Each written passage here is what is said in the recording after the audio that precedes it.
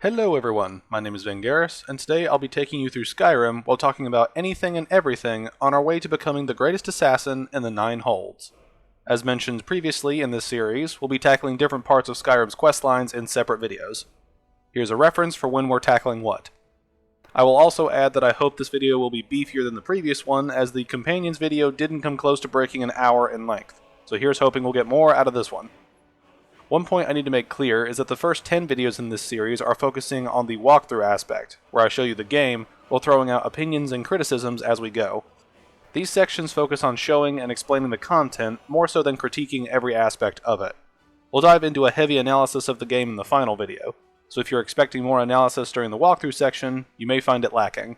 That's intentional, so I ask that you be patient while I work on the final part of this series. It's looking to be a monster of a video, as I plan to take my previous commentary analysis sections and kick it up to 11 with just about everything found in this game, especially on the story side, as that is where the bulk of Skyrim's content comes from. But let's get back on track. As I hinted at earlier, today we'll be tackling the Dark Brotherhood questline, and several of the features that questline holds. Timestamps for each quest and section in this chain can be found in the description, as well as my critical analysis playlist where you can find the rest of the Skyrim series once they're all uploaded, along with my other analytical content. Finally, feel free to leave a comment with your stories, opinions, and criticisms as this goes on. I'm sure you've got a lot to say about this one way or another. It helps me iron out the kinks in future videos by letting me know if I get anything wrong, word things poorly, or generally suck at something and need to improve. I welcome the comments and criticisms. Now let's dive into the Dark Brotherhood. We'll start out by creating our character, a wood elf named Bowman Bernard, who is, you guessed it, a bowman. I'm choosing the wood elf for this video as they get a bonus for their archery skill in the beginning, along with other less powerful bonuses to traits we'll need when sniping our targets, like a small boost to alchemy, light armor, lockpicking, pickpocketing, and sneak. Our focus stats will be sneak and archery for the sake of this adventure, but the bonuses are helpful for anything sneaky you'd want to do in the game. Wood elves also have a racial ability to make an animal an ally for 60 seconds, once per day, but that ability isn't going to be very useful when sneaking and sniping, unless you want to be a hunter from World of Warcraft and Skyrim, but that's a whole other thing. Anyway, we'll go through the traditional Helgen sequence, boosting sneak along the way, until we nab a bow and heavenly ammo. I will make it quite clear now that my favorite class to play is the sneaky sniper, and we're going to have some fun making use of those skills. Once we're free of Helgen and mooch off Hadvar's relatives, we'll grab some firewood for arrows, as iron is cheap and wood is cheaper. Then we'll grab the Golden Claw quest, since it helps unlock things for later, and the coin doesn't hurt. That doesn't matter to me, since I cheated in money for the sake of easy access to content. But you should have enough to do what you'll need to during the game if you loot, buy, and sell appropriately. Getting back to arrow crafting, it also helps for skill points in smithing, as we'll turn firewood and iron ingots into weightless arrows, removing the load while building up our ammo capacity. There is no limit to how many arrows you can have in your inventory at once, so long-running characters will end up with a mass of various ammo types as they progress through the game. I haven't talked about it yet, but now is a good time to discuss ammo in this game, specifically for bows. Ammunition in this game usually revolves around arrows and bolts. Arrows are obviously used for bows, while bolts are used for crossbows. We'll go over the crossbow and its ammo when we tackle the Dawnguard DLC, but that's later down the road. Getting back to arrows, they scale in a similar manner to smithing attire, so iron arrows are weaker than steel arrows, steel is weaker than dwarven, dwarven is weaker than orcish, and so on. For an added bonus, there are unique arrow types you can find throughout the game from enemies and questlines that give some special effect, or are arrows that fit within the context of certain civilizations. For example, Falmer archers will usually drop Falmer arrows, which are weaker than iron, but ammo is ammo, and they're all useful. I'm bringing up arrows now because damage calculation is different when comparing bows and arrows to other types of damage. For example, a sword deals a flat amount of damage, excluding anything that affects it, like bonuses from enchanting, skills, etc. Bows benefit from raw damage from the bow itself, along with the damage from the ammo type. This means that combinations of strong bows with strong ammo can lead to a far-reaching ranged attack that benefits from many bonuses on top of the amplification of the bow and ammo combination. You can have a weapon enchantment, a poison, ammo amplification, skill bonuses, and a sneak multiplier when sniping, making the bow an extremely useful weapon in the right hands and situations. The biggest drawbacks to this system are ammo management and downtime. Bows don't reload per se, but you have to knock an arrow and draw the bowstring back to allow for the most powerful shot a bow can make. Otherwise, the arrow won't go as far, and damage is drastically reduced. The bow takes a second to wind up, and if you miss, you'll have to do it again. Downtime is the enemy when sniping. The crossbow has a similar factor that I'll touch on in the Dawnguard video, but to keep it simple, ranged weapons have a wind up or wind down that affects your damage per second. This puts pressure on the player to aim as accurately as you can to make sure you find your mark. Otherwise, you'll have to restart the whole process again, only now the enemy is closer and may know where you are. Now let's talk about ammo management. It's not hard to manage ammo in terms of organizing it and using it, but keeping track of it and keeping it stocked are the greatest challenges. Absent-mindedly running through the world spraying arrows can leave you looking for ammo when you run out in the middle of a fight because you weren't paying attention. Granted, there are plenty of ways to replenish your ammo, either through crafting it, buying it, or looting it from all the enemies that usually hold some, but running out can be an issue, at least at first. Ammo management also matters regarding when you decide to use what ammo type. By default, the game will use the weakest ammo in your arsenal if the ammo you had currently selected runs out. This is a safe system so it doesn't waste your strong ammo, but it can produce issues when you desperately need that damage bonus and you don't have it because you switch to an ammo type with half the damage. This is all a form of balancing, as ranged weapons have immense range and benefit from several different bonuses at once, but they are relatively slow to use and ammo management is a must. Now, perks allow for faster knocking of arrows, quicker drawing of the bowstring, damage bonuses, and extra ammo retrieval from dead targets, but you're always under pressure to hit the target as often as you can while recovering as much ammo as you can. You'll see another benefit of using a sneaky sniper in that you can set off enemies without needing to be near them. This allows for sneak farming from a safe distance with a little know-how, as the enemies will usually have trouble finding you once you alert them with a warning shot. However, the enemies can sometimes home in on you directly, even while successfully sneaking, which seems ridiculous, but I'm pretty sure it's a bug with the way it all works together. Regardless, sneak farming by shooting enemies from afar is a great way to move enemies around, farm points, or acts as a good target practice. Target practice can be helpful, but the game will also try to help you aim. Sometimes this is helpful, sometimes it dooms you. The aim assist in the game can be a lifesaver or a game breaker, as it can sometimes adjust your arrow's direction, even when you've already done so, which causes it to miss. This is most hilariously found during cutscene attacks, where arrows look like they're on target, until you miss. I mentioned this previously, but having the aim fail during a cutscene is such a bruh moment come to life. That's not the only way the game can ruin a shot. Another annoying aspect of sniping is the sixth sense the NPCs can have, where they will randomly and perfectly dodge your shot. They just slide to the left or the right at the last possible second, causing you to miss for no real reason other than the target has the Force or some other mystical power preventing the arrow from piercing their hide. It's one of the most "you've got to be kidding me" game moments you'll encounter during the time with the game. One more thing I'll mention before we progress in the run is the way sneak and archery work together, specifically for managing sneak to maximize damage and reduce enemy awareness. As you can imagine, you don't have to sneak up to an enemy to kill them, instead being able to snipe them across the room from relative safety, and without running the same risk as walking up to them to stab them. This is a major factor in stealth kills, especially because bows allow for so many ways to kill enemies where you can pick off an entire base without ever being near the enemies. As you can imagine, I have quite a lot of fun with this setup because of these things, especially for questlines like the Dark Brotherhood, where the goal is usually to kill a target, and I can do it from a good distance away. Most of the time. Anyway, we'll complete the Golden Claw and head to the Dawnstar chest for farming of skills and loot. Then we'll head through main quest walls of dialogue until we complete Dragon Rising. Speaking of dragons, archery is one of the few skills that helps take down dragons while they're flippin' and flappin' around in the air. A few arrows and some well-placed shots can make quick work of a dragon. I just wish they had a death animation in the air instead of the awkward few seconds where their health is gone, but they have to land and then they'll die. Could have been better. Anyway, we'll be making this run a little more interesting by farming enchanting and smithing so we can make the greatest sniper bow of all time. When I said this was my favorite playstyle, I was dead serious. But now let's move on. Now we're finally ready to play the questline, starting by finding Aventus Aretino. Beginning the Dark Brotherhood questline is unique because they are secretive as you can imagine, so you can't just walk up to them and say, "I want to get paid to kill folks, where do I sign up?" Instead, you'll need to perform an action for Aventus. You can be pointed to him through various NPCs mentioning it in idle chat, or by asking innkeepers about rumors, but the simplest way to interact with him is to go to his house in Windhelm, which we'll do now. When we get there, we'll find Grimvar asking if it's true that Aventus is doing the Black Sacrament, and he's trying to summon the Dark Brotherhood. We'll get more details on the Black Sacrament in a bit, but for now, we'll see Edessa call it nonsense. When Grimvar calls her bluff by saying he'll ask Aventus to play with him, Edessa begs him not to, saying that the boy and house are cursed. Grimvar is very excited to know Aventus is trying to have someone killed, and Edessa warns him that Aventus walks a dark path that can only lead to ruin. Then we'll get a quest marker to enter the building nearby and talk to Aventus. Before we do that, we'll talk to Edessa about what she was saying, and she'll explain that it is a sad tale.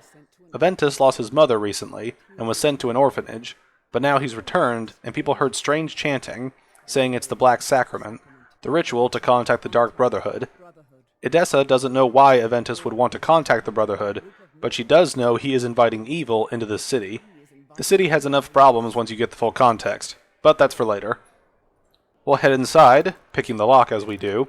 Then we'll hear Aventus chanting, sweet mother, send your child unto me, for the sins of the unworthy must be baptized in blood and fear." Very occult stuff, which we'll see plenty of during this questline.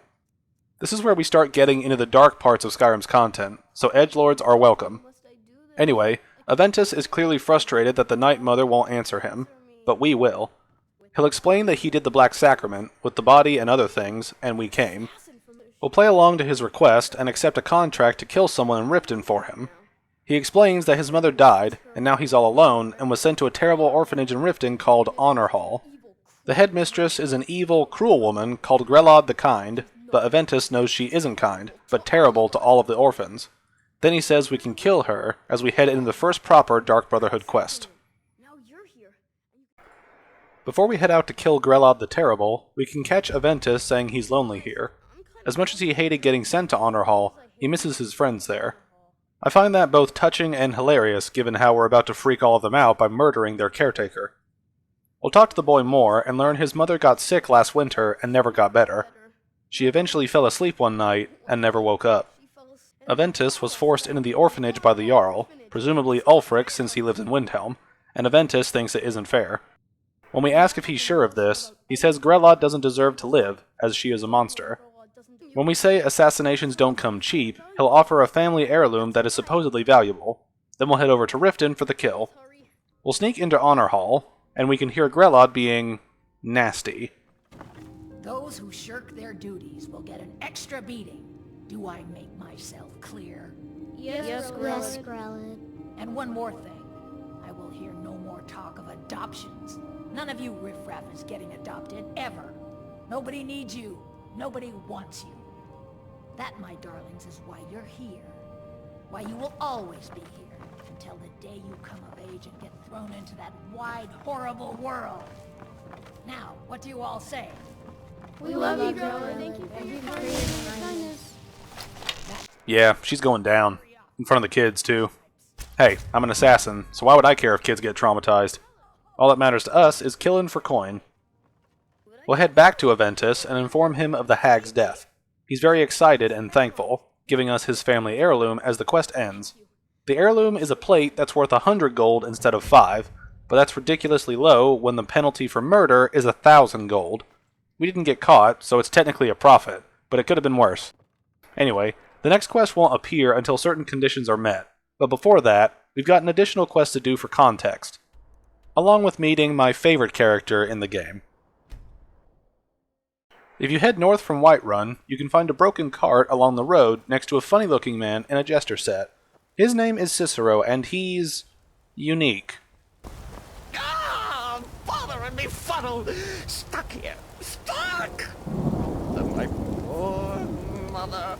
Hungry, helpless, but too still. He's a bit insane, but we'll help him out since he's a major part of the Dark Brotherhood questline and faction. We'll ask what the problem is, and he says he was transporting his dead mother to a new crypt, but the wagon wheel broke. When we offer to help, he'll do a little happy dance and then point us toward the Laurelius farm nearby, as he has tools, but refuses to help Cicero. If we help him convince Laureus to fix the wheel, he'll reward us with coin. Gleamy, shiny coin. We'll walk over to Laureus, where he says he won't help Cicero, even with payment, because he's completely out of his head. Laureus then mentions there hasn't been a merryman in these parts for 100 years. With an attitude like that, I can see why. Anyway, Lorius is suspicious of what is in the casket as he doesn't believe it's Cicero's mother, instead theorizing it could be war contraband, weapons, skooma, or the like, and he doesn't want to get involved with that. He does have a point, so we'll ask what we can do to help. Lorius points us to a guard that patrols the road Cicero is stranded on. Lorius then tells us to report Cicero for doing something against the law, as that will at least get him out of the farmer's hair, or lack thereof. We'll refuse to report poor Cicero, as framing a man is way worse than bugging a farmer for help, which makes Lorius look like a terrible person. And then he says he doesn't know what it is, but Cicero is guilty of something. We'll get more context later. Upon talking to Lorius again, we'll persuade him to help Cicero, and he agrees to help him in a moment, asking if he didn't, what kind of man would he be? A jerk, that's what. We'll return to the jester to let him know the good news. He says we made him very happy, and that his mother thanks us. Then Cicero gives us 500 gold. All that for a little convincing. 100 gold to kill someone, 500 to convince someone to fix a wheel. What a world, right? Anyway, we're done with Cicero for now, so let's progress the Dark Brotherhood questline proper. For the questline to progress, we'll need to sleep somewhere. This may come after receiving a note from a courier that simply says, "We know," along with a handprint of the Brotherhood, but we're moving too quick for the couriers today. We'll rent a room in the inn at Whiterun and we'll sleep. Once we do so, we'll wake up in a shack and be greeted by Astrid. We'll ask where we are and who she is, and she'll explain that we're very much alive, unlike old Grelod. She'll explain that half of Skyrim knows of Grelod's butchering in her own orphanage, as things like that tend to get around. But Astrid isn't criticizing us, then says it was a good kill, as the old crone had it coming, and we saved a group of urchins to boot. But there is a problem. Astrid explains that Aventus' request to kill Grelod was a Dark Brotherhood contract that we stole, so we have to make it up by killing someone else. She'll point us to 3 guests she collected behind us, and challenges us to find which one of them has a contract on them. She simply wants to observe and admire. Once we kill one, she'll give us the key to the shack, and we'll be on our way. We can choose to do this, or kill Astrid to begin the Destroy the Dark Brotherhood quest, where you wipe them out.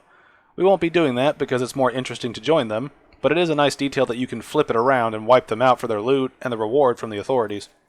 Anyway, we'll question each of the captives before deciding on the kill.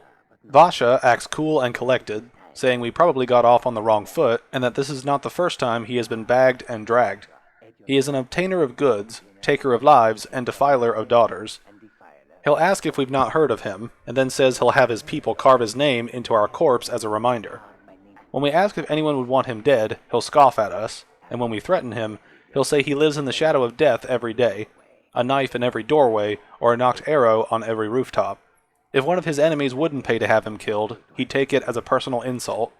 Before we move on, he'll propose that we release him, and he'll promise not to send his associates to hunt us down. Now we'll move over to Aaliyah. When we ask who she is, she says it's none of our business, and if we're going to kill her, to do it already. If she didn't have the hood on, she'd spit in our face. When we ask if someone would pay to have her killed, she acts offended by the question, and when we pry for details, she says she's a mother of 6 kids without a husband. She doesn't have the time or patience to be nice. She says she's definitely made some enemies, and that she's busy and needs to get out of here. Now we'll talk to the last captive, Fultheim the Fearless, who is a raider who blathers about killing sleeping men last week in a raid, but regrets it. We'll ask who he is, and learn he's a mercenary and a nobody, and pleads to be let go. We'll ask if someone would pay to have him killed. When pressed, he says he's sold his sword arm for many years, so he probably did kill someone and another person wants revenge. He makes a final plea to be freed before we choose our target. To recap, Vasha definitely has a shady past and probably deserves to die, Aaliyah is a single mother with, probably, multiple baby daddies, and Fultheim is a raider who's killed people for money. All in all, Vasha seems the most worthy of an arrow to the face.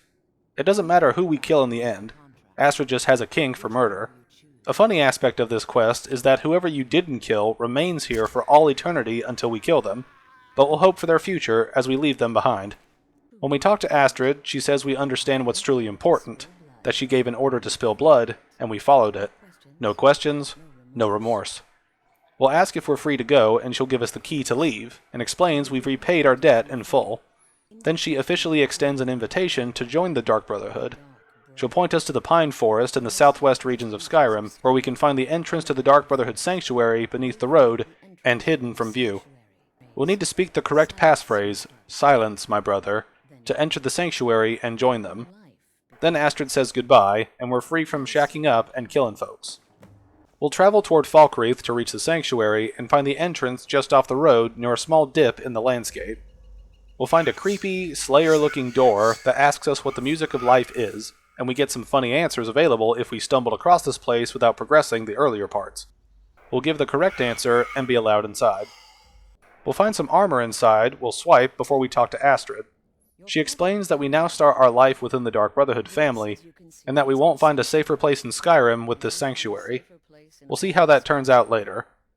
We'll ask when we get to kill again, and Astrid says she's lining up a job for us, but needs time, so we'll be pointed to Nazir, as he may have some smaller contracts to tide us over. Then Astrid mentions the arrival of the Night Mother, and that things around here are sure to get interesting. Then she'll gift us another set of Dark Brotherhood armor as a welcome home present, and the quest ends. The next quest will begin, and we'll equip the armor she gave us, as it gives a nice bow damage bonus, and we move silently. We'll start by asking Astrid some questions, beginning with the Night Mother. The Unholy Matron, the Shrouded Lady, the Mistress of the Void, among other names, the Night Mother was a woman with 5 children, who supposedly killed them all to win Sithis' favor, and became the Night Mother. Astrid mentions that this is if you believe that sort of thing, and we'll see more skepticism on her part toward the Night Mother aspects of the Brotherhood. This plays a major role in the questline, so we'll keep track of this as we go. Anyway, Astrid continues, saying the Night Mother is an ancient corpse, but more importantly, a corpse that's being brought to this sanctuary by her keeper. You can guess what jester-clad lad the keeper is. When we ask about her being brought here, it's explained that Astrid received word from the keeper that he had arrived in Skyrim from Cyrodiil. The crypt the mother was previously kept in was destroyed, as a result of the chaos by the war with the Thalmor, forcing a relocation. Now the Night Mother is on the way here, and will arrive soon. Then we'll ask where we get contracts from, and she says they used to come from the Night Mother. As we saw earlier, clients performed the Black Sacrament, and she would hear their prayers. The Mother would communicate this to the listener, more on that later, who would then dispatch a speaker to arrange the contract with the client. But this was long ago, as there hasn't been a listener in years since Cyrodiil was overrun in the war. Regardless, the ritual is still performed, and the Brotherhood eventually hear about it. When asked what to do if we get caught killing someone, Astrid dryly asks us to try not to, but concedes that it's sometimes not that easy, as we may want to make a statement, or the contract requires a public killing. Then she reminds us that murder is a very serious crime, with a high bounty put on our heads in the hold of the act. Then she'll explain that we can yield by sheathing our weapons, which only works some of the time, as we saw in the first video. Astrid then says we can serve our time or pay the bounty, and that they've all gone through it as they do what they must to survive.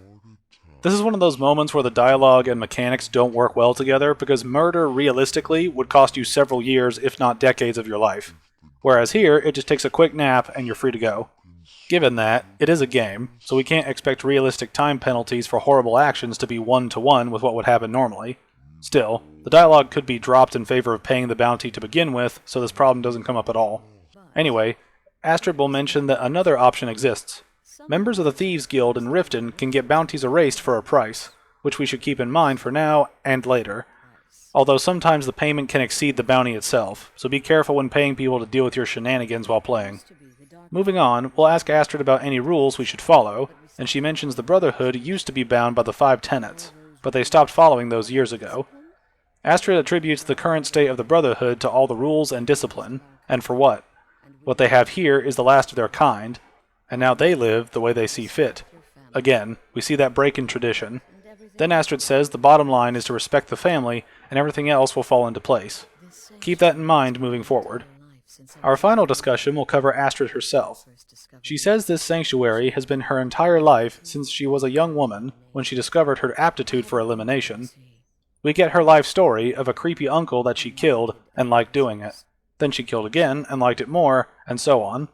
She was recruited and has been here ever since. She met her husband, Arnbjorn, who we'll meet soon, and rose to leadership, and here we are. With that, we'll meet our family. We'll head into the main cavern where Vizara is laughing at Babette, the little girl, asking her to recall the part where someone tries to buy her some candy. I'll let Babette explain. Okay, wait. Here we go. Oh, you're such a pretty little girl. Would the sweetie like a sweetie? Oh yes, how about some chocolate? Oh yes, please, kind sir. My mama and papa left me all alone, and I'm so very hungry. I know a shortcut to the candy shop, through this alley. Oh yeah, very good, very good. Mine's dark down here. Oh, but you're so beautiful, such a lovely smile. Your teeth! No! Arrgh! It's a good premise for a movie. Anyway, they all have a good laugh, and Nazir asks Festus how his job went, and Armbjorn patronizes him and his tales of wizardry. Festus calls him young and stupid before explaining that he came up with a new spell that nearly turned a priest inside out. Then Gabriella chimes in asking how Armbjorn's contract for a Khajiit went.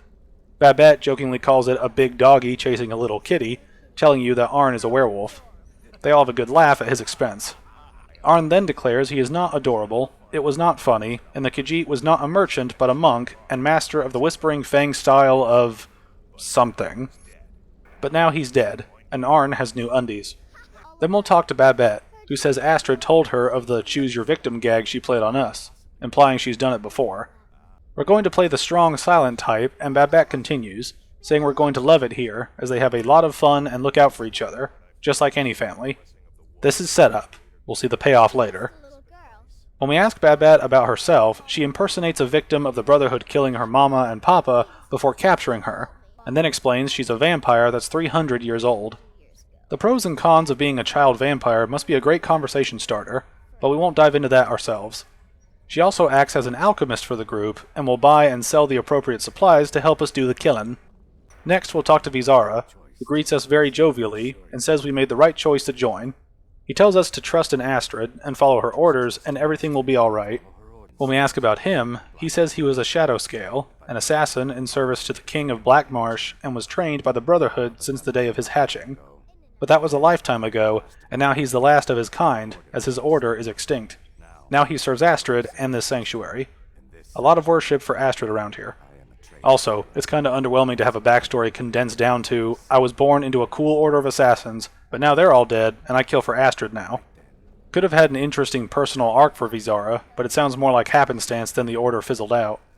We'll talk to Festus next, who dismisses us, asking to make it easy and consider him the cranky old uncle nobody talks to. We go our way, he'll go his. Quite a friendly chap, isn't he? We'll ask about him anyway. He says he'd like to say he was born with a wand in his hand, and then makes a joke that if it were true, it'd be painful for his mother. He was a prodigy, casting spells by 1, completing complex incantations by 3, and resurrecting corpses by 7. When he was 13, he burned down the family home with some lightning that had gone awry, but he mastered his gifts soon after. He went to the College of Winterhold and left 2 years later, calling it too simple and safe, as none of them truly understood the glory of destruction magic. Quite a childhood, huh? Then we'll grab the shout, Kill, marked for death, a shout that depletes the armor and life force of an enemy before we catch Nazir and Armbjorn having a conversation. Nazir praises Arn for completing a suicide mission and returning hale and hearty. Arn mentions that when he first received the Blessing of the Wolf, his creator gave him a valuable piece of advice: never lose. And now he never does. Then we'll talk to Armbjorn, who says we're raw meat and his wife told him about us. He gives us a week before we end up dead in a ditch. When we ask about his life, he tells us to try not to get to know him. It's nothing personal, but he'll trust his wife's judgment. Then he gives us a quick breakdown of what we need to know. He's a werewolf, he likes killing things, he loves Astrid, he hates annoying people, and the color blue gives him a headache. Sounds like a dating profile. Then again, it's hard not to think of what he and Astrid get up to given her cold demeanor and his fuzzy tendencies. You can probably guess their favorite positions, if you catch my drift.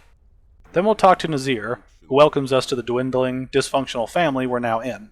When we go the silent route, he mentions we're going for the mysterious and brooding thing, then says it may work on our targets, but Nazir isn't so easily impressed. Then we'll ask him about work.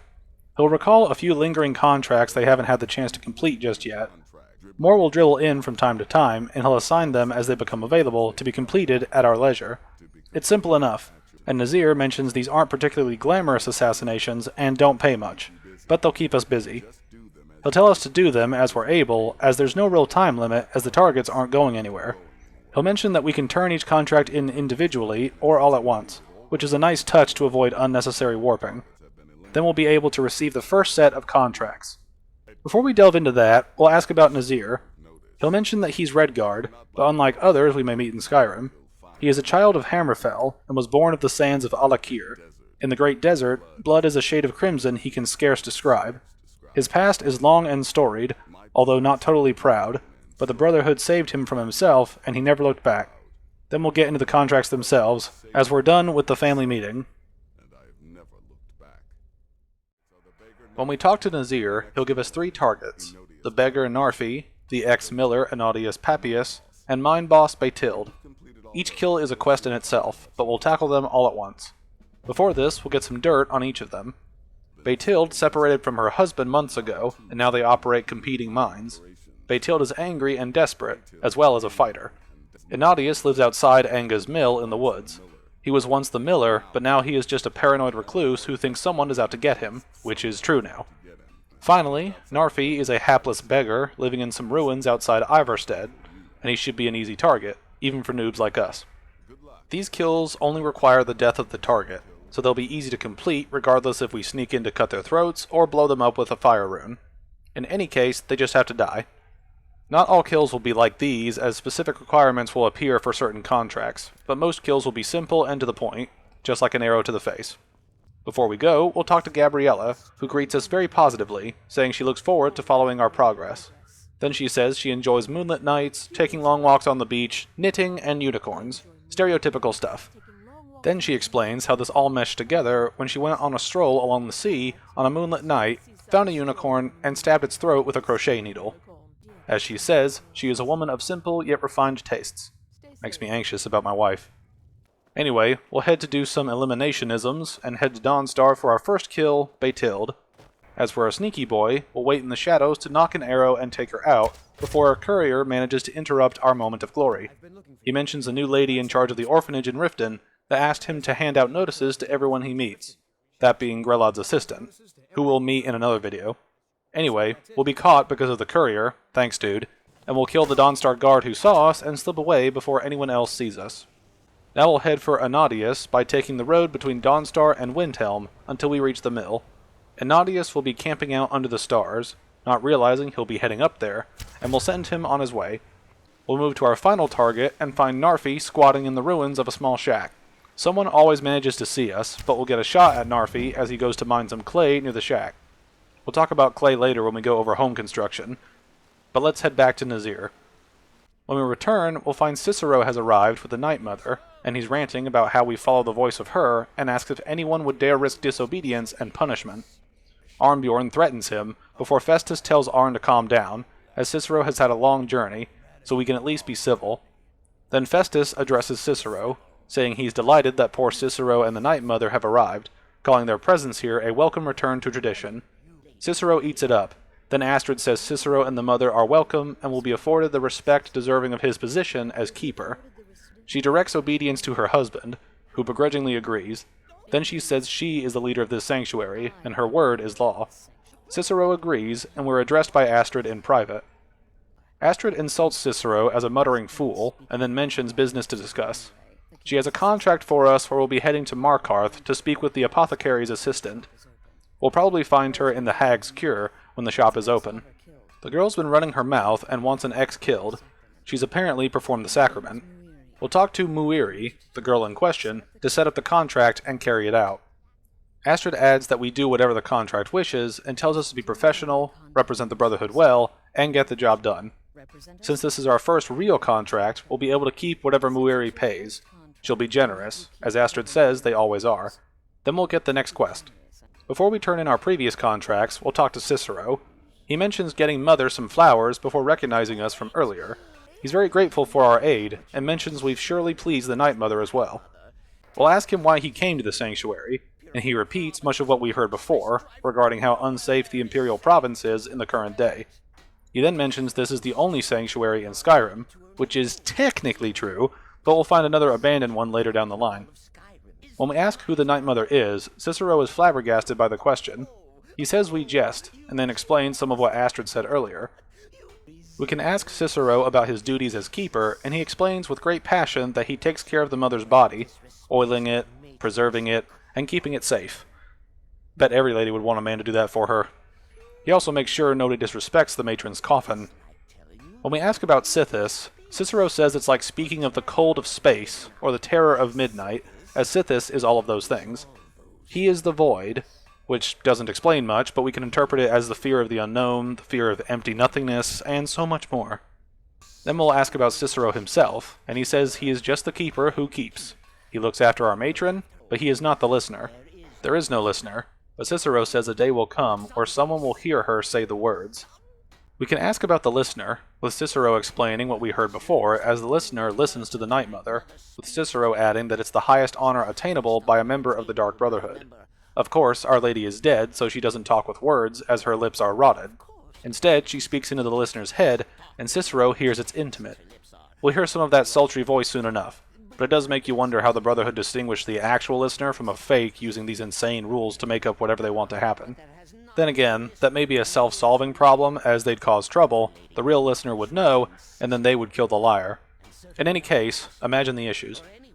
Anyway, Cicero goes on, saying there hasn't been a listener in years, and Our Lady has not chosen Cicero, and certainly not Astrid, or anyone, but someday she will.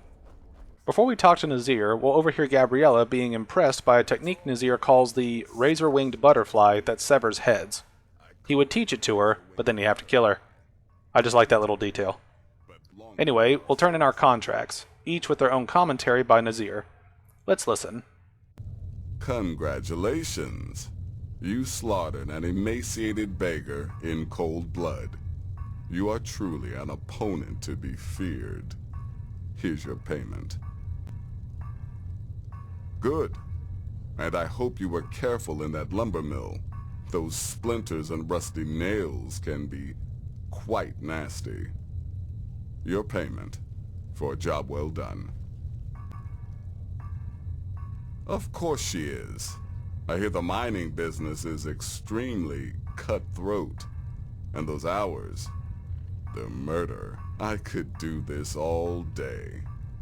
Here's your payment. I'm going to steal that last joke and find a way to put it into a video, eventually. Anyway, we'll ask for his thoughts on Cicero and the Night Mother, where Nazir gives a long list of anything resembling entertainers, saying he doesn't like them, and particularly hates jesters. Then he says, as a rule, he's not crazy about the corpses of old women. An exception is made for the Night Mother, of course. But Astrid is the only mistress he serves. But with that, we'll head into the next quest more directly, at least content-wise. When we ask for advice on our current contract for Astrid, Nazir says his contracts are simple and just focus on the killing, but Astrid's contracts will be more important and usually complex. He tells us to keep our wits about us and don't get killed. We'll ask the other members for their advice, with Gabriella mentioning Astrid normally makes contact with the client, but she might want to test the full breadth of our abilities. Gabriella tells us to be polite, professional, and represent the Brotherhood well. We'll ask her about Cicero and the Mother before moving on, and she says without her, there is no Brotherhood, but she finds her keeper a bit too exuberant for her liking. Next, we'll talk to Babette for advice, who says we should examine the wares of the shop, as we should never pass up the chance to buy a good potion or poison. She also tells us to have fun with our dark deeds.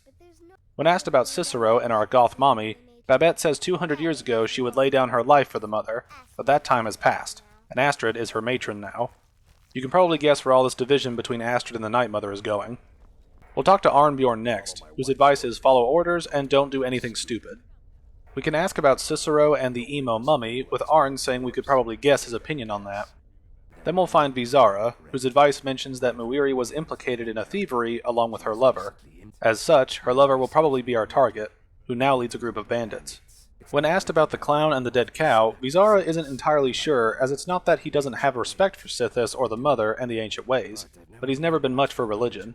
He kills because it's what he's been trained and bred to do, and that's all he knows. As long as Astrid is happy, he's happy. Ultimate grunt for Astrid, but at least he acknowledges the tradition that has been left behind by many other members. We'll talk to Festus next, who says just because we're a professional assassin doesn't mean we have to skulk around and stab people. Then he gives us a taste of his style. Walk up to the target, introduce yourself, melt their skin off, then run like the wind. Certainly more entertaining doing it that way. When asked of the Jester and the Chester, he says their arrival is the best thing that's happened to the Sanctuary in years. Astrid is an effective leader, but he says we've been rudderless for far too long. Scrounging for contracts, abandoning the tenets, and now Festus says the Brotherhood has been reduced to a group of common cutthroats and finds it embarrassing. which I can't blame him for that view. We'll talk to Astrid before we head out, asking what will change now that the mom and her special kid are here. She says very little will change, and we have her word on that. She goes on, saying the mother represents a chapter in the Brotherhood's history that has long since been closed. We live by our own rules now. We're the last sanctuary in all of Tamriel, and only by foregoing the old ways have we survived for so long. Astrid's only worry is Cicero, as she's not sure what he expects to gain by bringing the Night Mother here, but she says he'll learn this is her sanctuary. Kind of a roundabout way to take over a semi-religious institution when you think about it. It's like joining the church as a priest and then making up your own doctrine to preach. Kind of defeats the point of joining in the first place unless you're just using it as a platform for your own ideas and philosophy. But we'll deal with that talk later. Then we'll ask for advice, and she tells us to be ourselves and kill the target any way we see fit. Occasionally, she'll give a contract with certain parameters, which will gain a bonus if we stay within them. Then we're off. We'll enter Markarth to the customary murder, and then we'll find Muiri. She acts unsettled, asking why we're looking at her like that before we tell her the Brotherhood has arrived. She's somewhat surprised the sacrament worked, but then we get down to business. She tells us she needs Elaine Dufont to die, to be hunted down and murdered like the dog he is. When we remain silent, she explains what Vizara said about Elaine being the leader of bandits, which Muiri didn't know while they were together. Then she points us toward Raldabathar near Windhelm, a dwarven ruin, where the bandits stage their raids. We're to go in and kill Elaine. Muiri doesn't care about his friends, but Elaine must die. Once we do so, she'll pay us in gold. She'll mention an additional payment for another murder in Windhelm to kill Nilsine Shattershield. This is outside the contract, but the clink of gold is sweet. We'll ask for the full story, and Muiri explains she went to Windhelm to see the Shattershields, as they were old friends in mourning after Frigga was murdered. She met Elaine in the tavern as she drowned her sadness in mead. He was handsome and charming, calling her the beautiful lily of his dreams. But it was all lies. He used her, ruined her name, and destroyed her friendship with the Shattershields. Then we learn Elaine was in Windhelm because he wanted to cozy up to the Shattershields in their grief of Frigga and rob them blind. Elaine made them think Muiri is a monster, and now as he's taken her life away, we're about to do the same. Then we ask about Nilsine, and things get complicated. Muiri was like a daughter to Tova and a sister to Nilsine and Frigga, but the family refuses to believe Muiri's innocence. They threw her away, and with Nilsine dead, maybe Tova will realize what she's lost. Maybe then she'll see that Muiri was just as much a daughter as the others. And if not, Muiri would have her drown in her own tears. Hell hath no fury, am I right? Anyway, one last thing before we go. Muiri planned to kill Elaine and Nilsine herself, but lost the nerve. Still, she brewed a special poison, lotus extract, that we can use if we choose to, and we're off to Raldr Bathalder. We'll swing by Windhelm along the way to take out Nilsine. It's quick and painless, excluding the dying part as we lodge an arrow in her bum. Apparently that's where her heart was, as she dies instantly, and we'll move on. We'll run up to Raldabalda and enjoy some sneaky sniping of the bandits here. Then we'll head inside to find more bandits along with a locked door. We can lockpick the door to enter the area with Elaine Dufont, but we'll go around through a side passage to kill some of his friends, and then snipe him with the Lotus Extract. We'll wrap up our slaying with a named mace on Elaine, Aegis Bane. No idea why they bothered naming this weapon on this mildly more important than a rando NPC, but it's neat, so I decided to mention it. We'll return to Muiri in the Hag's Cure, where she'll thank us for doing our part, and then pays us with gold and a symbol of her affection. An oddly romantic way to phrase it, but then again, it seems like women like going for the crazy psychopaths anyway. Moving on, we'll get 800 gold and Muiri's ring, which boosts the abilities of created potions by 15%. Useful for alchemy, especially if you enjoy poison usage or need the extra oomph in a pinch. We'll return to Astrid with her wagering that it's a bit more exciting than what Nazir's been offering. We'll remain silent, and she says she'll respect our discretion. Then she'll ask for help with a matter of a more personal nature. Cicero is acting erratically, and she believes him to be truly mad, which anyone could tell you given 5 minutes with the guy. He locks himself in the Night Mother's chamber and talks to someone in hushed but frantic tones. Astrid fears treachery, saying if Cicero is turning the others against her and us, that the family would not survive such division. This is ironic, given that Astrid is the dividing line in this whole debacle, but let's move on. Astrid tasks us with eavesdropping on who Cicero is talking to by hiding in the mother's coffin, and we'll head into the next quest. Before we creep on the Keeper, we can ask Astrid if there is anything else we should know, but she doesn't believe so, as everything depends on what we learn in the chamber. Then she tells us to hurry to get in the coffin before we're caught doing so, as Cicero and his ally could be preparing to converse at any moment. We'll ask if she has any idea who would conspire with Cicero, and she doesn't know as he enters the room, seals the door, and then starts a conversation, so someone must be waiting for him inside. Anyone could enter the chamber, and it breaks Astrid's heart to think of who would conspire against her regime, I mean the Sanctuary. Totally meant the Sanctuary. We'll ask her what she thinks Cicero is planning, and she says it's obvious, as he is the Night Mother's keeper, so he believes he's entitled to the rule of the Sanctuary. He will cite our independence as a need to revert to the old ways, and claim we're heretical. Then Astrid says it's ironic, as the mother who could prove to be a victim, a queen in a fool's twisted game of chess. This is doubly ironic, as Cicero would have walked into a spider's web of Astrid supporters, who swore obedience to a matron that is directly pushing against the matron who founded this whole group that he's trying to use as protection for the Night Mother. Lots to think about. Now we'll head into the chamber and snuggle up to our musty mummy and wait. We'll hear Cicero come in and he'll begin his conversation. Have a listen. Are we alone? Yes. Yes! Alone! Sweet solitude! No one will hear us, disturb us. Everything is going according to plan. The others, I've spoken to them, and they're coming around, I know it. The wizard Festus Crex. Perhaps even the Argonian, and the Unchild. What about you? Have you spoken to anyone? No? No, of course not. I do the talking, the stalking, the seeing, and the saying. And what do you do? Nothing! Not that I'm angry. No, never. Cicero understands. Cicero always understands. And obeys. You will talk when you're ready, won't you? Won't you? Sweet Night Mother. Then we'll hear the Night Mother as she glows in front of us, denoting us as the listener. She pities Cicero, as he will never hear her voice, humble servant as he is. Then Cicero asks how he can exert her will if she won't speak to anyone, but she says she will, as we are the one. Then she tasks us with journeying to Vollenrud and speak with Amand Matiere. Cicero continues with his pity party, and the mother tells us to tell Cicero the words he's been waiting for all these years. Darkness rises when silence dies.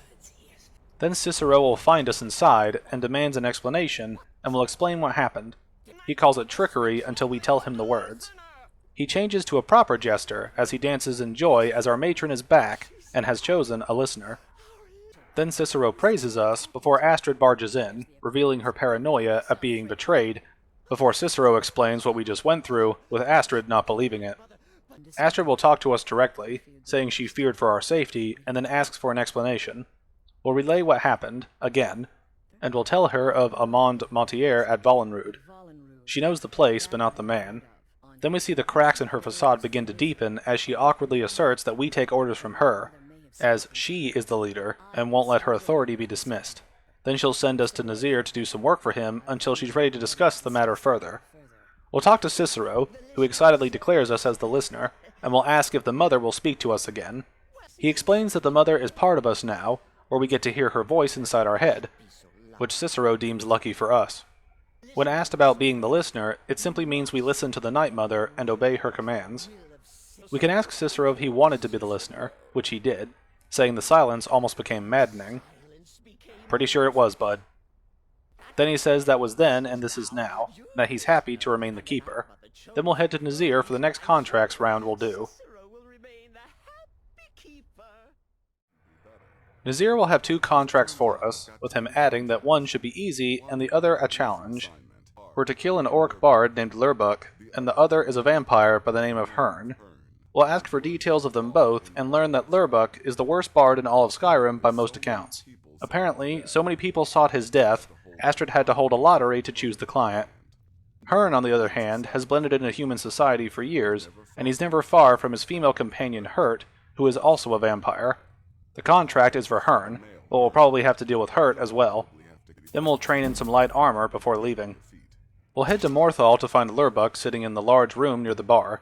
We'll kill him and somehow be detected killing him, but then they won't find us. Sometimes the killing and sneaking can become an issue depending on when you choose to strike. Then we'll head to Hern and Hert between Falkreath and Markarth after fleeing Morthal from guards. We'll find the two of them running a lumber mill near one of the lakes of the game. We'll come here for lumber later in the series, but we have a contract to carry out. After waiting days for Hern to come outside, we'll kill Hert for the gits and shiggles, and then head into the house to kill Hern. We'll return to the sanctuary, and Astrid will stop us at the entrance. She says something is happening here, and she's not sure what, but we need to find out. If the Night Mother really did give us an order to talk to a contract, we'd be mad to ignore it, so we'll be allowed to go to Vollenrud to see where this leads. Before we head out to talk to Maltier, we'll turn in the contracts for Hern and Lurbuk. Nazir says the only good bard is a dead one, and that facing a vampire deserves no sarcasm, so we'll get our payday and move out for Vollenrud. Now we'll head up to Vollenrud, northwest of Whiterun, and enter the crypt. This area will give you its own quest, which you can choose to do if you want, but is totally optional. We'll tackle this later in another video. Anyway, we'll find Maltier along with his bodyguard in a side passage, and he'll mention that he has several targets for us, adding that the work he's offering is more significant than anything the Brotherhood has experienced in centuries. We'll be given several targets along with specifics for their demises, but this all leads to the assassination of the Emperor himself. We'll remain silent at this request, and Maltier explains that so much planning and maneuvering has brought us here. Then we'll be given some items by the bodyguard, an amulet, and a sealed letter, to be given to our superiors. The letter will explain everything that needs to be done, and the amulet is valuable, so it will serve as payment for expenses. We can talk to Maltier here, and when we ask who he really is, he halts that train by demanding discretion on our part. We'll ask if he can trust his servant to keep the secret, and learn Rexus has been with the Maltier family since Amand was a child.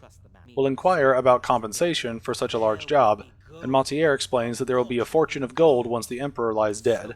But there's more. He's aware of the Brotherhood's decline, and this contract will bring back the fear and respect we deserve. When we ask why he'd have the Emperor assassinated, he begins with a history lesson, referencing Emperor Pelagius Septim, who was murdered in the Temple of the One in the Imperial City, cut down by a Dark Brotherhood assassin. His killing ushered in a necessary change in Imperial policy, and now a time has come for another change. We'll head back and relay the contract to Astrid. At first, she thinks it's a joke. Then we show her the letter and the amulet. She references Pelagius and the last assassination of an emperor with the murder of Uriel Septim over 200 years ago. We're definitely going for the gold here, with Astrid bringing the glory back to herself by asking if we thought she'd abandon an opportunity to lead her family to glory, when she has no right to take credit for this contract in the first place. Getting back on track, she needs time to read the letter and plan some things, but she needs the amulet appraised by Delvin Mallory, a fence and member of the Thieves Guild in Ripton. We're going to bring Mallory the amulet and see if we can sell it if he's willing. He'll offer a letter of credit, which is fine, as he has history with the Brotherhood, which makes it sound like she slept with him, but let's move on. We'll enter the Ragged Flagon in Riften sewers to find Delvin Mallory. We'll mention the Brotherhood, and he asks how Astrid is doing, and to mention coming by for a drink. Then we'll give him the amulet, and he explains it's an amulet of the Emperor's Elder Council, and is specially crafted for each member. It's worth a small fortune, and isn't something you'd give up lightly. Delvin will begin to say that we better be ready for something if we killed a member of the Elder Council, before we interrupt to ask if he'll buy it. He will, and gives us the letter of credit, usable by Astrid only, for any service or item he can provide, as per the usual arrangement. Then he tells us to give Astrid his regards along with the credit. Now we definitely know he slept with her. Before we return, we're going to boost Sneak, as Delvin is a master level trainer for the skill, and we can boost Illusion down here by using the traditional spellcast, wait, repeat strategy. We'll boost up to 61 Sneak, as that is as much as we can afford for now, and we'll head back to Astrid. She'll ask about the amulet, and we'll give her the lowdown of what Delvin told us. Then she makes the connection that Maltier is doing this to rise beyond his station. Then she says we're going to a wedding. We'll mingle with the guests, eat some cake, and kill the bride. We're ending Vittoria Vici, the overseer of the East Empire Company's business holdings in Solitude. She's having the wedding in the city as well, so her death will cause an uproar. We are to kill her when she addresses her guests to gain a bonus, and then we'll head into the next quest. Now go. We'll get more details from Astrid, as she explains this is to be a public kill. It's entirely up to us how we do it, whether by arrow to the throat or knife to the gut, but it has to be loud and messy. Because of the Civil War, people will attribute this kill to the growing tensions between the Legion and the Stormcloaks. In any case, when VC dies, it'll be pandemonium, so Astrid advises us to have our escape route planned out in advance. If we ask about VC's connection to the Emperor, Astrid tells us she's Emperor Titus Mede II's cousin. She has obvious Imperial connections, and her husband has ties to the Stormcloaks. Their union is a step toward reconciliation, but if we murder her, that will send shockwaves throughout Skyrim, forcing the Emperor's hand, and he'll have to travel to Skyrim to deal with the aftermath and find the Brotherhood waiting for him.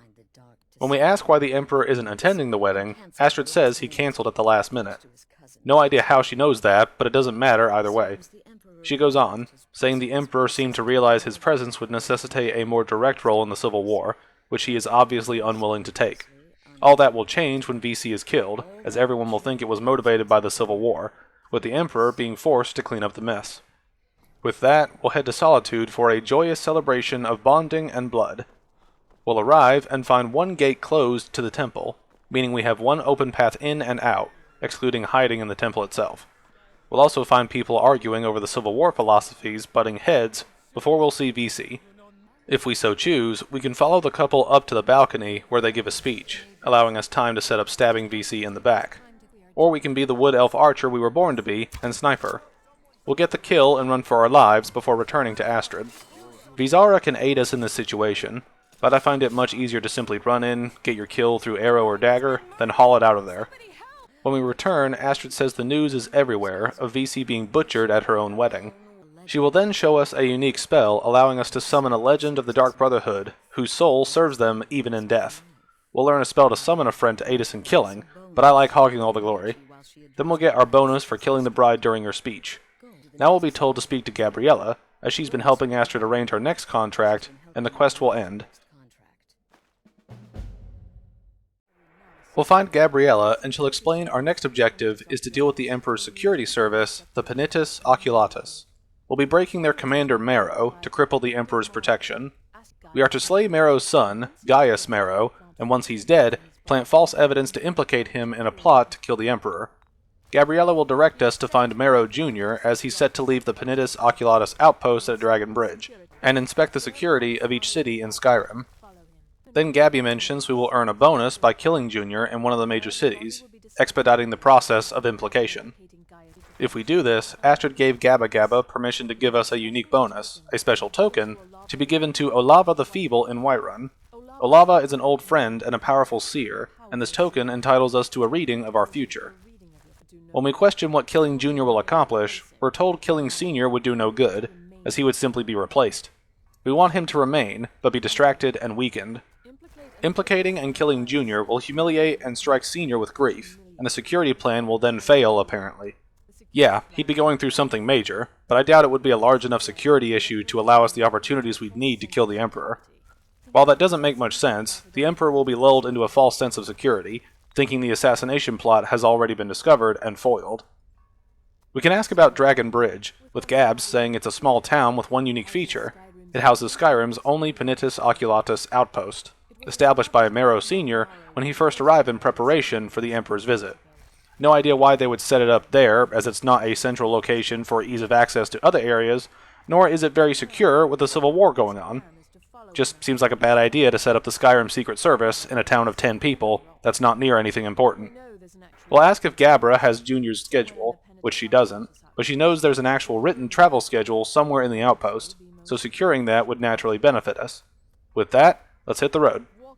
We'll reach Dragon Bridge with our bounty still in effect, so we'll sneak wherever we can just to be safe. We'll catch the Marrows having a conversation before Junior departs, with Junior telling his father that he worries too much for his safety. Junior should follow his father's advice more often. Then we'll hear Fada telling him to come back, with Junior saying he'll always carry a part of her in his heart. We're ripping a family apart, and it's so entertaining. Anywho, we'll sneak into the PO base to steal the schedule, as the guard inside is blind as a bat, and then we'll inspect the schedule. It gives times and days of the week for each city, and if he stays in any particular location within said city. This will be on a rotation that repeats, so picking a city and then camping there until the appropriate time is usually the best way to go if you want the bonus for this quest. We'll head to Whiterun, as I like it and know the city well, and we'll wait until the appropriate day when Junior walks in. This can be a bit buggy, as he won't always appear as soon as it's the right day or time of day. Waiting and reloading an area can usually progress things, so it's not too annoying. We'll find Junior in the Bannered Mare, and we'll wait until he heads outside. We'll set a trap where we can kill him without too many witnesses, but it's difficult as this area is full of people. We'll be caught by homing beacon guards as we plant the evidence, and then we run outside and fight off the guards because I'm tired of running and they won't let me surrender. Once they're dealt with, we'll head back to the sanctuary to meet Gabs, and the quest ends abruptly before heading into the next one as we earn a reward and bonus. We'll learn there's been an incident with Cicero, and we're pointed to Astrid for an explanation. We'll find most of the Brotherhood members around Bizarra, as Babette gives him a potion to help with wounds he gained from fighting Cicero. Astrid angrily says this never should have happened, as we knew better, but let our guards down. Then Astrid addresses us directly, saying Cicero went berserk, wounded Bizarra, tried to kill her, and then fled. Then the group chime in, with Festus adding that Cicero's frenzy of slashes would have been funny if he hadn't been trying to murder them, and Nazir brings up his ranting. Cicero was saying the Night Mother was the true leader, and Astrid was just a pretender. Then Astrid talks to us again, tasking us with finding her husband, as he went after Cicero, and once we do, to go after Cicero himself. We're pointed to his room to look for clues as to where he went. We'll ask Astrid if something set Cicero off, and she isn't aware of anything that would've. Then she says she's not been very discreet, expressing her frustration with this whole situation. Funny how she'll glory in the prestige of the job she stole, but can't stomach the thought of tradition returning. She even calls the Night Mother and us being the listener ridiculous, even though it works, as it should, given this organization's history. Then she gets to the point, saying Cicero may have overheard her talking about the Goth Grand Mummy disrespectfully, but for it to go this far, Cicero must pay with his life. We'll attempt to play the peacemaker, asking if there's any way to work this out. Then Astrid recalls that the Brotherhood is a family, and has always welcomed those shunned by society. Cicero's problem isn't his madness, but his adherence to what Astrid calls an ancient, outmoded way of life. The Night Mother's ways are simply not their ways, again, making Astrid look bad. She'll take all the rewards when the Night Mother leads us to the biggest contract of our lifetime, but to relinquish authority? Better call the corpse police to get her and her traditions out of here. We can talk to the other members about this, with Festus saying he might have been wrong thinking Cicero coming was the best thing for this sanctuary. Bizarra cautions us when fighting Cicero, as he is easily mocked and underestimated. Babette wants Cicero dead for hurting V's, and Nazir says that going after him now would be a fool's errand, as Arnbjorn is probably digesting him by now. Gabra Cadabra seems to be the only neutral party in this, saying Cicero must die, but she pities him, as we mocked him and disrespected the old ways. Our actions could be considered just as shameful as his. Now we'll look through Cicero's room and find his journals, plural. Reading them gives you insight into his mental state and history. He roamed from sanctuary to sanctuary for 5 years, after his own home was destroyed, or found, as the Brotherhood lost influence and dwindled in numbers. He witnessed and catalogued the decline and deaths of other members of the Brotherhood, including the previous listener, Elisande Dupre, being burned alive in a storm of mage fire. Cicero came into the position of keeper to safeguard the Night Mother's remains, meaning he could no longer take contracts after a final contract to kill a jester, hence his attire. As the life of a keeper and the situation with the Brotherhood begin to weigh on Cicero's shoulders, he comes to respect the jester who laughed in the face of the end, saying he was honored to know him. Cicero was in the sanctuary before moving to Skyrim, where the leader proclaimed themselves the listener, but it was a lie, and a friend of Cicero's killed him per Cicero's influence. As the days go by with this sanctuary with 3 members falling to ruin, Cicero begins going mad as he hears laughter deeper and louder in the void. He embraces it before it becomes a curse, and then he tries bargaining with the Night Mother to trade the laughter for her voice, making him the listener.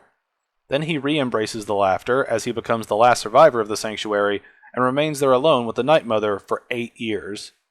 He picks up his journal after this time, determining that he and the Mother must leave before the sanctuary falls. Then we catch up to the current time, as he writes to Astrid. He makes the connection that they are doing something new to find contracts, but they are still wrong, but he must go anyway. Along the journey to the Falkreath Sanctuary, he recalls the good old days, and remembers another sanctuary in Dawnstar. He thinks of going there to avoid Astrid, and settle until the Night Mother speaks to him. Instead, he comes to our sanctuary, after another year alone with the Mother, and begins to hear the silence again. He will show Astrid the beauty and necessity of the old ways. With all this, we'll return to Astrid. She says every moment counts, so she wants us to take her horse Shadowmere, and says we'll find him outside by the pool. Then she asks us to find if her husband is alright, and sends Cicero's soul to the void. We can ask for details of the Dawnstar Sanctuary, learning that it was one of the first sanctuaries in Skyrim, and hasn't been used in close to 100 years. Astrid deduces what the notes explain, that Cicero knows the place, and will be fighting him on his own ground. We'll head outside and witness Shadowmere rise from the pool near the entrance. This is one of the unique mounts in the game that actually warrants praise, as he gains all the benefits of using a horse, but his health pool is infinite, barring excessive fall damage. Believe me, I found that out the hard way. Anyway, we'll head around the northeastern coast of Dawnstar to find the Sanctuary and Arnbjorn, wounded by Cicero. He'll joke about his wound before he tells us he got Cicero before he retreated into the Sanctuary. He's not sure what we'll find inside, but we can follow the blood. We'll be asked what life's greatest illusion is by the door, with the correct answer being innocence, and we'll enter the Jester's court. We'll hear him as we go through the area. This time he says he knew we'd come, as Astrid had to send the best after the best. As he says this, we'll find the Jester set near the entrance. This set is the best for sneaking and sneak attacks, barring enchanting shenanigans, and takes me back to Dark Souls 2. Or Dark Souls 2 takes me back to this, since Skyrim came out first. Either way, we'll fight ghosts of Brotherhood members, as Cicero says this isn't what Mother would want. We kill the Keeper, or he kills the Listener, with Cicero calling it madness. We'll have to deal with traps throughout this area as well, with Cicero making puns per his persona.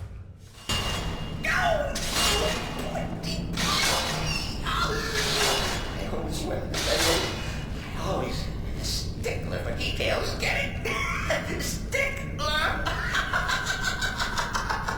Oh, I slay me. Cicero is surprised we're still alive after a few traps, and says he respects our abilities, but asks us to slow down a bit as he's not what he used to be. We'll head into a frozen area, and Cicero will chime in, saying it was a forced addition made by something we'll see soon. It's a frost troll, which is putty in our arrowed hands. Then Cicero admits to attacking Astrid, asking what's a fool to do when his mother is slandered and mocked, which we can understand. We'll loop back into the sanctuary and continue before Cicero starts to get desperate, asking if we could just forget all this and let bygones be bygones. Cicero later says he feels bad about wounding Bizarra, but then hopes the hulking sheepdog has bled to death. Then Cicero says we come to the end of the play, the grand finale, where we find him wounded on the floor. He surrenders, and when we're silent, he takes it as a joke since we are the listener after all. Then he asks us not to kill him. He attacked Astrid and would do it again for the Night Mother, but he asks us to return to her and lie that we killed him. From here, you can kill him or leave. Killing him has Cicero reveal he's not injured that badly as a final joke, and he'll fight you, but since we understand and even sympathize with his plight, we'll let him go. We'll leave the Dawnstar Sanctuary and return to Astrid. Once we do, she'll be grateful for her husband's safety, and then asks of Cicero's fate. There's no option to avoid lying here, but it doesn't matter much as Astrid moves on to gift us Shadowmere and directs us back to our Emperor plot. She mentions the gourmet and his cookbook, something of a phenomenon, and we'll learn the last step before going for the Emperor, as the gourmet is scheduled to cook for the Emperor at a special dinner. We'll kill him, steal his writ of passage, and assume his role of Master Chef. Festus has been spearheading this part of the plan, so we'll go to him to learn the identity of the gourmet, and we'll move into the next quest. We'll talk to Festus, who says we took our sweet time dealing with Cicero. Give us a break, Pops. We were on the other side of the country. Anyway, he'll reveal that he found a signed copy of the gourmet's cookbook, which leads us to Anton Varain, the cook of the keep in Markarth. We're going to interrogate Varain for information on who and where the gourmet is, then kill him afterwards. Festus also mentions hiding the gourmet's body once we kill him to help keep his identity from the public to aid in our quest, which also fulfills our bonus objective for this kill. When questioned further, Festus says the only other person who knew the gourmet's true identity was Marrow Jr., and we've already had our fun with him. He goes on to say the gourmet was classically trained in traditional Breton cuisine in High Rock, so that's where he must have met Varain. We can ask Festus about the cookbook itself, Uncommon Taste, and he'll explain it was published a few years ago and became a sensation throughout the Empire almost overnight. The recipes were hailed as practical and decadent, with Festus saying he tried a few of the dishes within, adding that the roast mutton with Redguard berry sauce is to die for, but the chocolate pâté gives him the runs. We'll ask if the gourmet is still in Skyrim, and Festus explains he was brought here months ago by the Marrows to serve as the Emperor's personal chef. The Emperor ultimately cancelled his journey at the last minute, but Marrow Sr. was smart and kept the gourmet around if things changed. The gourmet has remained in seclusion somewhere in Skyrim on indefinite hold. Festus muses he probably feels like a prisoner, but we'll fix that. We'll head to Markarth Keep and find Varain at his station. We'll talk to him, where he immediately says he's a Breton from High Rock and not a Reachman. More on that later. Then we'll mention exquisite Breton cuisine. He asks who we are, and we ask about the gourmet. He refuses, saying nothing will make him betray his trust, and he'll take the secret to his grave. We mention the Brotherhood, and he changes his tune. Then he tells us the gourmet is an orc named Balagog Gro Nalob, who's staying at the Nightgate Inn, and that's all he knows. We'll lie about letting him live, and then we'll wait to kill him in his sleep. This time we won't be seen because of the invaluable sneak bonus of the Mighty Jester set. We'll move out and head toward Nightgate Inn. It's located north of Raldbathar, where we helped Muiri out, so it's not too far of a ride to reach it. As the orc's name is ridiculous to say, and I'm tired of saying gourmet, I dub him Ballgrab. Anyway, we'll reach the inn and head downstairs into the cellar to find Ballgrab. We won't talk to him, as no cook is important after they've written a book and die.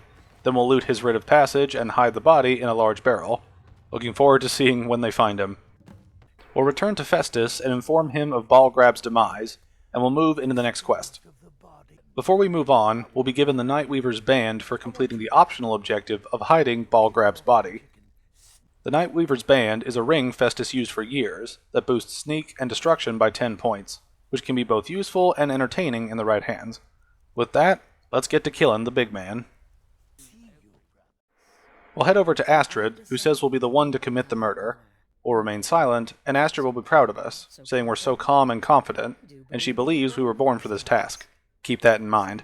She'll direct us to Castle Dower in Solitude, and tell us to show Marrow Sr. the writ of passage to gain entry, as we are now the Ballgrabber. We'll gain unrestricted access to the kitchens, and then meet the Emperor. We're posing as a chef, so we'll be able to poison his meal easily. Astrid will give us Jarrin root.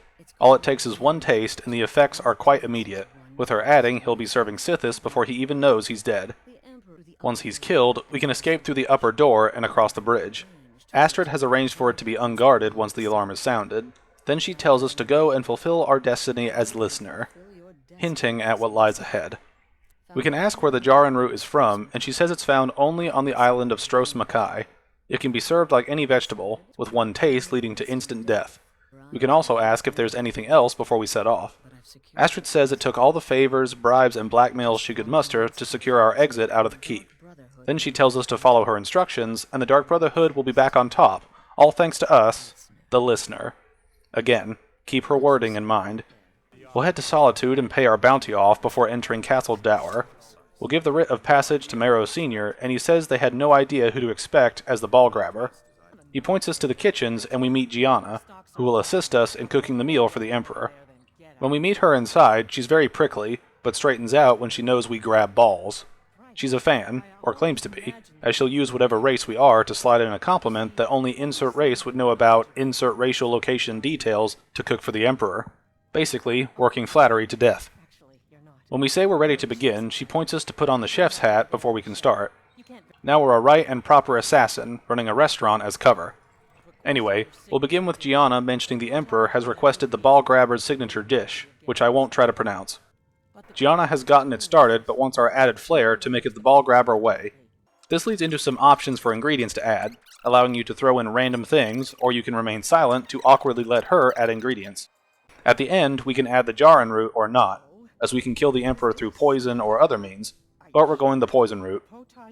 We'll add the ingredient and prepare the meal for the Emperor and follow Gianna to the Big E. As we get close, we can hear the Emperor talking of events we had a hand in, and Gianna tells us to stand and look amazing as she serves the Emperor. He takes the right of first taste, calling it marvelous, before he dies, and we run outside after nabbing his loot. Once outside, we'll head to the tower before we're ambushed by PO agents. Marrow comes around clapping, saying the Emperor we killed was the most insufferable decoy he ever employed, but he's glad he's dead and that we killed him. Then we learn he knows we're working for the Brotherhood, and he says he was surprised when a member of our family came to him with a plan where they worked out a deal, an exchange. Marrow gets us, and the Brotherhood gets to continue its existence, but he's changed his mind and has ordered his men to kill every one of us at the Sanctuary. This is all in retaliation for killing Junior, and we're paying the price. We'll fight our way out of here through the PO guards, and we'll exit the city after paying our bounty because it's faster than fighting. We'll return to the Sanctuary on foot, as we can't warp there this time, and begin the next quest. When we get close, we'll find PO agents attacking the Sanctuary, and then a rando dragon appears to help and hinder us. This is one of those rando moments that really screws with gameplay when you want revenge, but the dragon steals your kills. Anyway, we'll head inside the Sanctuary to find it full of smoke and corpses, along with 2 guards talking of burning down the place. We'll take them out and find Bizarro's corpse. We'll head deeper inside to find Arnbjorn fighting several PO agents before he's slain, and we'll continue through the base as we see it burning and covered in blood. We'll find Gabriella's corpse just before assisting Nazir with POs attacking him. We'll catch up on this all being a trap and someone setting us up. Then Nazir says he doesn't think it was us, clearly evidenced by saving him just now. Then we'll try escaping the Sanctuary when we hear the Night Mother's voice. She tells us to embrace her. We'll find her coffin and get inside before we hear the place collapse around us, and she tells us to sleep. Some time will pass, and we'll awaken to hear Nazir and Babette trying to get us out of the coffin, as they are the only other survivors aside from one other. Before we're freed, the Mother tells us to speak with Astrid here in the Sanctuary. We'll pop out of the coffin, and Nazir will calm us down after all that chaos. We'll tell him we need to speak with Astrid as she's here. We'll find most of the Sanctuary blocked off and destroyed after the battle, before we head toward the entrance. We'll find Astrid in a hidden chamber, her body charred by the fire, as she thanks Sithis we're alive. She has much to say, so we'll listen. She says Marrow said that by giving him us, he would leave the Brotherhood alone forever, confirming that Astrid is the one who sold us out. But she was a fool, as this is all her fault. Then she says we're the best of them, and she tried to kill us. She betrayed everything she held dear, and then was betrayed herself. Where's that Joker clip when you need it? What did it say? You get what you deserve? Getting back to Astrid, she says she just wanted things to stay the way they were before Cicero, the Night Mother, and we came into the picture. She thought she could save us, but she was wrong. But we're alive, so there's still a chance to start over and rebuild. That's why she did this. She has performed the Black Sacrament on herself. She finally admits she was wrong, the Night Mother was right, as well as the old ways which guided the Dark Brotherhood for centuries. She was a fool to oppose them. To prove her sincerity, she has prayed for a contract, and says we lead this family now. She gives us the Blade of Woe, so that we can see it through. We are to kill her. The Blade of Woe is a dagger that steals 10 health on hit per second, so it'll definitely kill Astrid at this point. We'll release her soul to be judged by Sithis, and thanks us as we do so.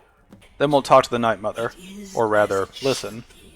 She says Astrid is dead, as she should be, and hopes she may find redemption in the void. Then she tells us that the Brotherhood lives as we still live, and we have a contract to fulfill. She points us to Montier at the Bannered Mare in Whiterun, as he will know the true Emperor's location. But first, we must let Nazir know of our plans, and as the listener, we bind this family together, and the quest ends.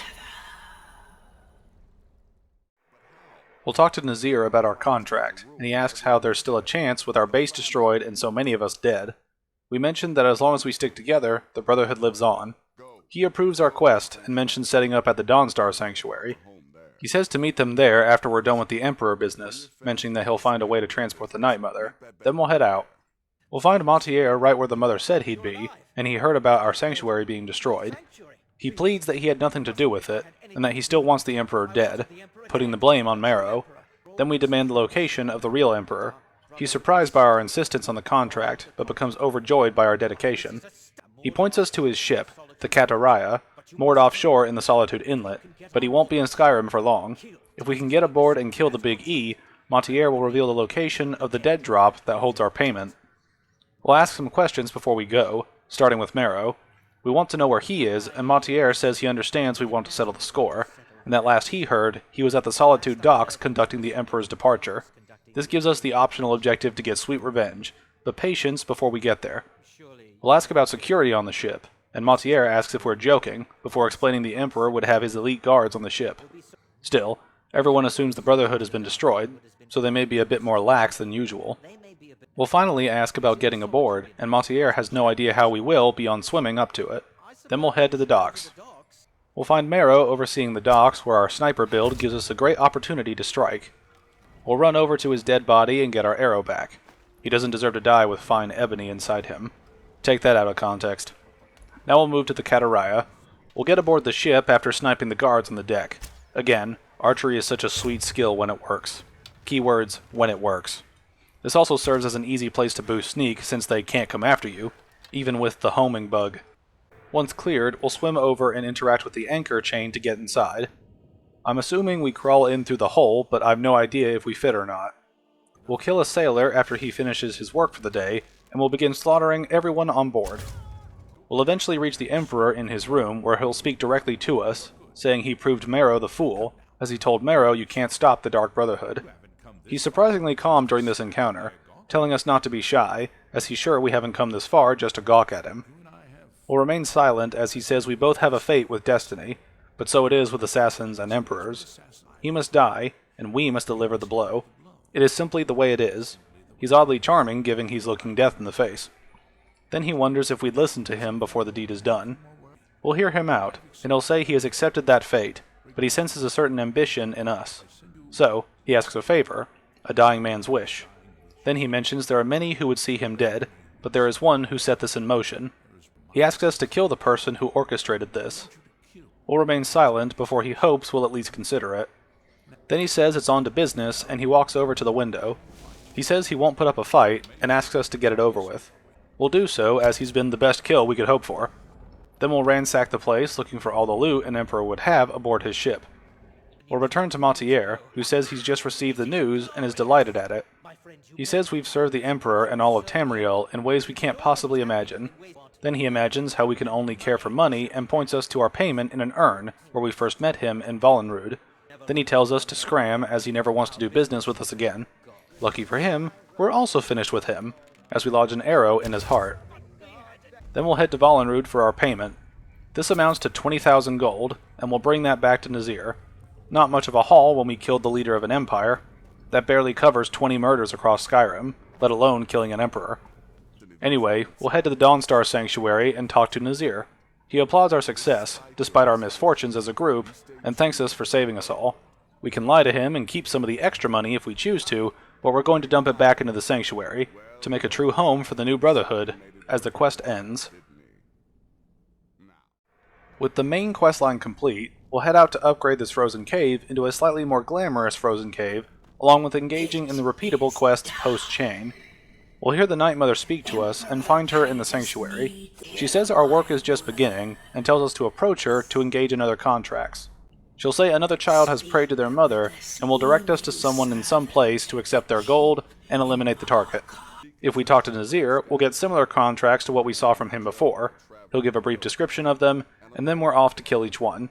He will be exhausted of contracts after we kill the remaining targets for him, those poor souls being Dekus, a shipwreck scavenger, Morandru Joe, a traveling caravaner, Anoriath, a hunter, Agnes, a maid, Maluril, a dark elf rogue, Helvard, the housecarl of Falkreath, and Safia, a pirate captain. Once all of these contracts are completed, Nazir will say we've exhausted all of his contracts, but he's sure we've got plenty to do. These post-questline contracts can be fun for a time, but they become gratingly simple once Nazir runs out of backstory to give, and the Night Mother gives you algorithmic kills from there. But we've got one more thing to take care of before we're finished. Well, two, actually. We'll head outside to go to Delvin before Cicero runs up to us. We'll say it's good to see him again, before he says we were a fool to spare him, as he should be the listener, and now we must die. Then he reveals it was a joke, and he laughs at us before offering his services. He is a follower if you wish to have him after this, which makes for quality content of two jesters sneaking around. Anyway, we'll head to Delvin Mallory and talk to him to spiff up the Dawnguard Sanctuary, for a price. We buy individual things for the Sanctuary, such as a secret sewer grate entrance on the outskirts of Dawnstar, banners to pretty up the place, a poisoner's nook with a small garden and an alchemy station, a torture chamber for business or pleasure, and a master bedroom. It all comes down to the minuscule cost of 19,000 gold. So, we basically killed the Emperor for 1,000 gold. Whoop-de-doo. They really should have cut the prices in half or doubled the payment. But we're here, and that's the way it's going to be. With that final financial murder of my coin purse, we've completed the Dark Brotherhood questline. Good luck with your murders. With the Dark Brotherhood quests completed, we'll be moving on to the next major quest line. We'll be tackling different things in different videos, so stay tuned for more. Hopefully this video was a bit more substantive than the previous one for the companions. In any case, there will be a link to my game commentary playlist in the description, so keep an eye on that if you want to watch my other stuff, or if you want to find where all the Skyrim videos will be. Hopefully it won't take me too long to make each video, and I should be able to tackle each one quickly. I will mention again that this was more of a walkthrough with critical commentary, as opposed to a full analytical breakdown or critique. But that is coming in the final video of this series. Keep that in mind and bear with me, as I know this is taking a while to get through. For now, I'd like to thank you all for watching, and God bless.